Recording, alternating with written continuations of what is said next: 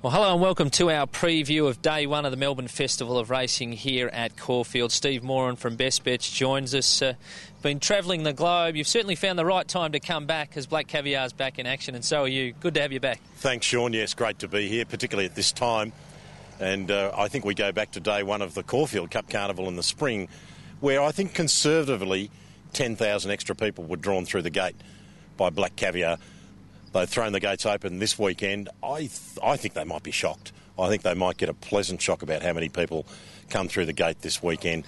To see this mare chase 18 straight, there's a little touch of irony that Silent Witness is having a day off from Living Legends. Will be here at Caulfield. Of course, he won 17 straight before being beaten for the first time. I don't think it will happen to Black Caviar this weekend, but it's a real manner of excitement, isn't it, with her going to 1,400 metres for the first time. All right, let's whip through our tips. Surely you're tipping her on top. Give us your All Stakes top four. Well, it's probably fairly predictable. I think she'll win. There's no element of afterthought here. Peter Moody's been telling us for 12 months that he feels she will certainly handle, if not want, more ground. She relaxes so well in the run, I can't see anything out of the ordinary happening. Southern Speed, who was so good winning first up, I think is the logical second pick. Then you're perhaps looking to the likes of Playing God, and maybe Midas Touch. I wouldn't be surprised if he's a bit more forward in the autumn than he was in the spring. He could run a bit of a race fresh, but Southern Speed's probably the logical second pick. All right, the Blue Diamond Preludes are certainly going to garner much attention here on the weekend. The Fillies looks to be quite strong. Who are you suggesting in that race? Yes, it certainly is. Look, I'm going with Peter Snowden in both of these two-year-old races, but there's an element of confusion. We look to the Fillies race. How strong is the lead-up race from Caulfield, Marla Sun, Members Joy, etc. How well have the first uppers come up? So there's a little bit of guesswork involved. But Applegate for the Snowden Darley team, I thought was fantastic, winning at Flemington in the spring.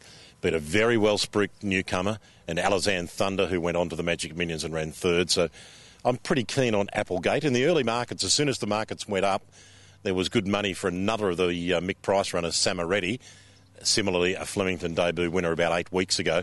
It was pretty well backed when those markets first went up. So I lent to those two. I thought Formidable was fantastic last run at Caulfield, posted wide throughout, no cover, toughed it out. Marla Sun, Members Joy through the preview.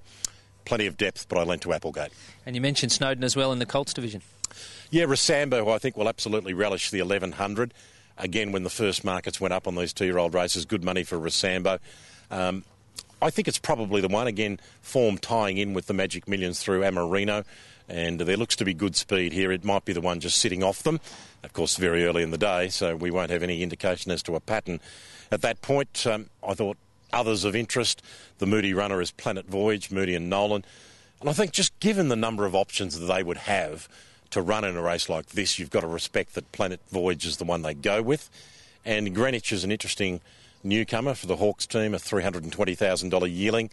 Dwayne Dunn jumps off Cambiaso to ride, has ridden it in work. The general feel you get listening to interviews during the week with Wayne Hawkes and Dwayne Dunn that, without declaring it, they say it's probably above average. So it's probably the one to keep an eye on, Greenwich. Yeah, what's the market moves with that? All right, what's your best bet? Best bet is Missed Octopussy in the final race. I think under the conditions of this race, she's extremely well weighted. Comes back to mare's grade. Fantastic record at Caulfield and a great record when she comes off this sort of a break. I think she's the best on the card. Best each way? Best each way. I like Spectre. Fairly big odds in the early markets. It was, double figure odds. Maybe I'm missing something here. I can't see why it wouldn't almost be favourite for the race. Very good run first up in the Zetative, won second up at 1,400 metres in the spring. Of course, went on to the Guineas where Hugel ran third, Spectre ran fourth. I think that's terrific form. Hugel, of course, is in this race and has got a legitimate hope. But I'm happy to back Spectre each way at those sort of odds. And have you found us a roughie? Found us a roughie. Clary Connors brings down Invest. Very interesting runner. She's only had the two first up runs on reasonable ground.